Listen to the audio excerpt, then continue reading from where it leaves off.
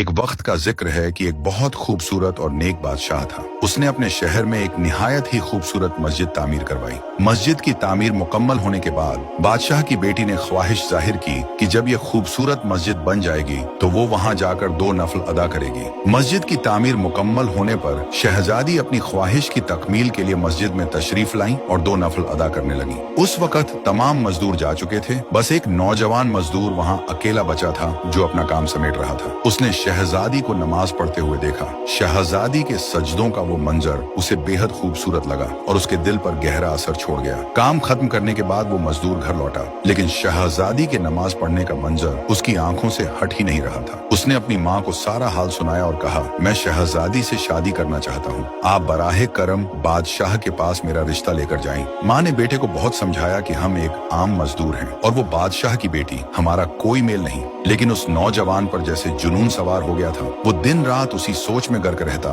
نہ کھانا کھاتا نہ کام کرتا۔ اس کی حالت دن بدن بگڑتی چلی گئی، یہاں تک کہ وہ مرنے کے قریب ہو گیا۔ بیٹے کی یہ حالت دیکھ کر ماں بہت پریشان ہوئی اور مجبوراً بادشاہ کے پاس پہنچی۔ اس نے بادشاہ کو اپنے بیٹے کی ساری کہانی سنائی۔ بادشاہ نے بڑے تحمل سے اس کی بات سنی اور کہا، اگر آپ کا بیٹا 40 راتیں مسجد میں تمام لوگوں کے جانے کے بعد قیام کرے تو میں اس کی شادی اپنی بیٹی سے کر دوں گا۔ بادشاہ نے یہ بھی کہا کہ اس کی نگرانی کی جائے گی اور اگر وہ ایک رات بھی نہ آیا تو یہ رشتہ نہیں ہو پائے گا۔ ماں نے گھر آ کر بیٹے کو بادشاہ کی شرط بتائی۔ وہ نوجوان فوراً تیار ہو گیا۔ ہر رات جب سب نمازی چلے جاتے وہ مسجد میں قیام کے لیے جاتا۔ وہ اللہ کے حضور سجدے کرتا، دعائیں مانگتا اور اس کی عبادت میں کھو جاتا۔ 1 2 3 کرتے کرتے 40 راتیں گزر گئیں، لیکن نوجوان بادشاہ کے پاس نہیں گیا، بلکہ وہ کئی اور راتیں بھی مسجد میں ہی گزارتا رہا۔ جب کافی دن گزر گئے اور وہ نوجوان بادشاہ کے پاس نہیں آیا تو بادشاہ نے اسے اپنے محل میں بلوایا۔ بادشاہ نے اس سے پوچھا، کیا تم نے میری شرط پوری کی؟ نوجوان مزدور نے کہا، جی حضور،